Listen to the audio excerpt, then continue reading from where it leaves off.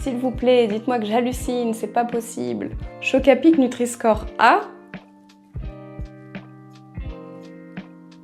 Et huile d'olive Nutri-Score C. Ok, bon, je vois sans arrêt passer des vidéos comme celle-ci qui critiquent injustement le Nutri-Score et je ne peux plus laisser passer ça sans rien dire.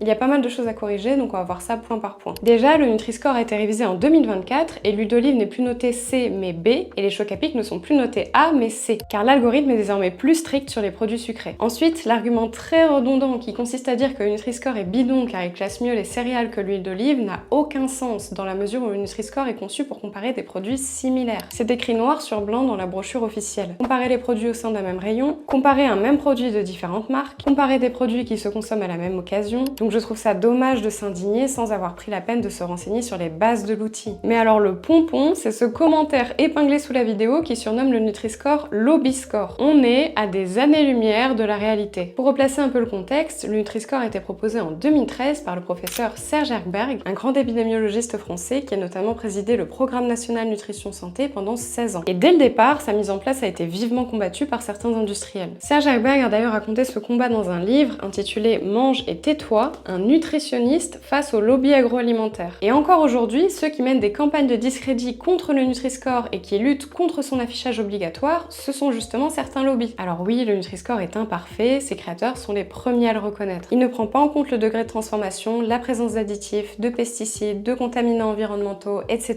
Mais ce n'est pas un oubli de la part de ses concepteurs. C'est juste qu'il est impossible, dans l'état actuel des connaissances scientifiques, de créer un score unique qui résumerait à lui seul l'ensemble du potentiel santé d'un aliment. Les applications privées qui prétendent le faire outrepassent ce que la science permet de dire aujourd'hui et proposent des notes souvent trompeuses pour les utilisateurs. Et ce qui compte, ce n'est pas de savoir si le Nutri-Score est parfait, mais s'il est utile. Et la réponse est clairement oui. 27 études de cohorte en Europe ont montré qu'une consommation d'aliments bien classés par le Nutri-Score était associée à un moindre risque de maladies chroniques. L'OCDE estime d'ailleurs que si tous les pays européens l'instaurent, cela permettrait d'éviter 2 millions de maladies chroniques d'ici 2050. Une trentaine de publications internationales ont montré qu'il aide les consommateurs à classer correctement les aliments. Plus de 20 études ont montré qu'il améliore la qualité nutritionnelle des achats. Et cerise sur le gâteau, il pousse aussi les industriels à améliorer la composition de leurs produits. Bref, contrairement à ce qui est raconté sur les réseaux, le Nutri-Score n'est pas un outil marketing porté par les lobbies. C'est un outil de santé publique développé par des scientifiques indépendants et engagés qui œuvrent à rendre l'information nutritionnelle plus accessible et à améliorer la santé de la population. Et personnellement, je pense qu'il serait de bon ton d'être un peu plus reconnaissant de leur travail.